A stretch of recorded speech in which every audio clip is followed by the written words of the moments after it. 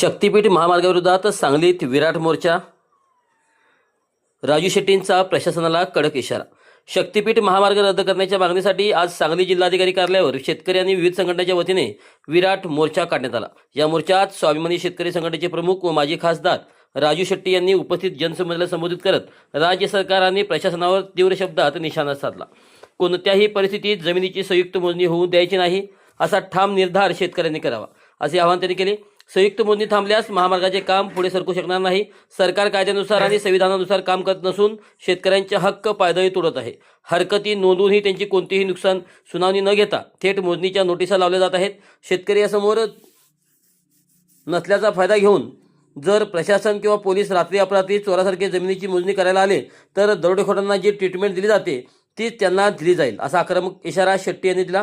पोलिसांचे कर्तव्य गुन्हेगारी रोखणे, केबल चोऱ्या शोधणे आणि महिलांच्या सुरक्षेची काळजी घेणे हे आहे. ते सोडून जर पोलीस महामार्गासाठी शेतकऱ्यांच्यावर दबाव आणणार असतील किंवा संरक्षणाच्या नावाखाली मदत करणार असतील तर शेतकऱ्यांनीही आपल्या संविधानात्मक अधिकाराचा वापर करून उत्तर देतील. हा जिल्हा क्रांतीसिंह नाना पाटलांच्या विचारांचा आहे हे विसरू नका अशी आठवण करून देत राजू शेट्टी यांनी शक्तीपीठ महामार्ग पूर्णपणे रद्द होईपर्यंत हा लढा सुरूच राहील असा स्पष्ट संदेश दिला. आपल्याला निर्धार करायला पाहिजे की कसल्याही परिस्थितीमध्ये संयुक्त मोजणी होऊन द्यायचं नाही हा निर्धार आपल्याला करायला पाहिजे. आणि संयुक्त मोजणी जर नाही झाली तर या शक्तीपीठाचं काम पुढे जाऊ शकत नाही.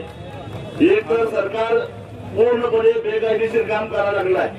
संविधानानुसार कायद्यानुसार आम्हाला जो अधिकार दिलेला आहे त्यानुसार एकदा सरकारनं नोटिफिकेशन काढल्यानंतर आम्ही त्यांच्या विविध नमुन्यामध्ये आणि त्यांनी दिलेल्या मुद्द्यामध्ये हरकती नोंदवलेल्या असताना खरं तर त्याचं हिअरिंग घेऊन त्याचा निकाल द्यायला पाहिजे होता.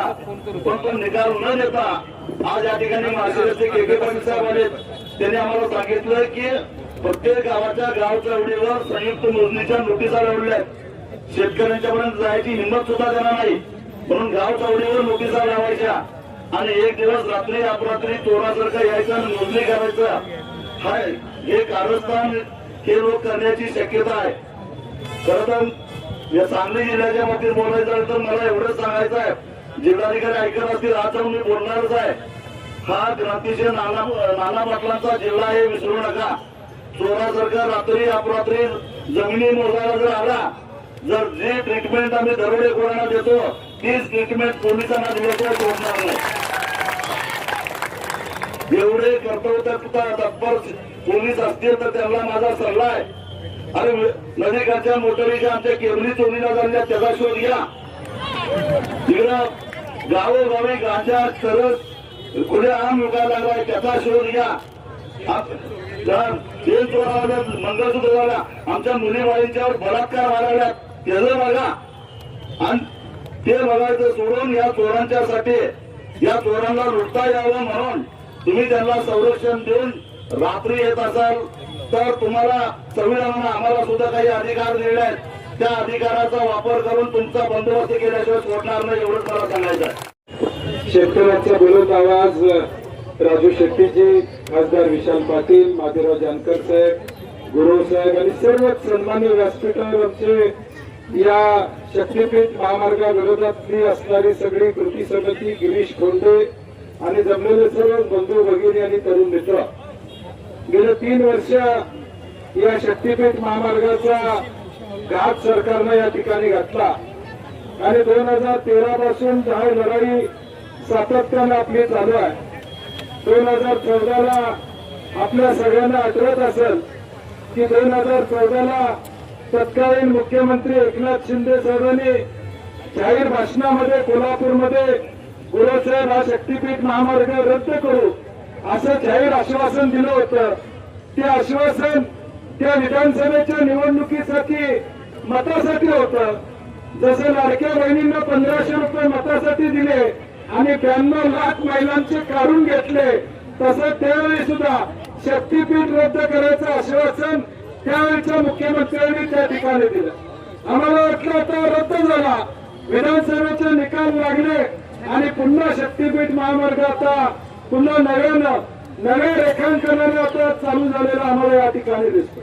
आमची भूमिका हीच आहे की रत्नागिरी नागपूर हा रस्ता ऑलरेडी आहे, त्या रस्त्याला माणसं जायला नाहीत, जनावर जातात एवढा रस्ता रिकामा आहे. आणि असा रस्ता असताना या नवीन रस्ता करायची आवश्यकता आहे असं आमचं मत आहे, गरज नाही असं आमचं मत आहे. आणि म्हणून ही भूमिका घेत असताना आम्ही या 12 जिल्ह्यातल्या शेतकऱ्यांच्या वतीने ही भूमिका घेतोय. आज परभणीला मी जाऊन आलो, हिंगोलीला गेलो होतो मागच्या वर्षी, राजू शेट्टीची परवा या ठिकाणी जाऊन आले, तर सोलापूरला आम्ही मेळावा घेतला.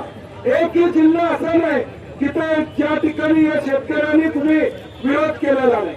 सर्व जिल्ह्यांमध्ये याला विरोध आहे. एका बाजूला या ठिकाणी कर्मचाऱ्यांचा पगार करायला या सरकारकडे पैसे नाहीत, संजय गांधी निराधारचे पैसे यांना महिन्याला देता येणार, आणि दुसऱ्या बाजूला एक आलेले नाहीत ना, मिळतच नाही. एका बाजूला संजय गांधी निराधारचे पैसे मिळत नाहीत, एका बाजूला 1,10,000 कोटी खर्च करायची भाषा हे सरकार या ठिकाणी करते.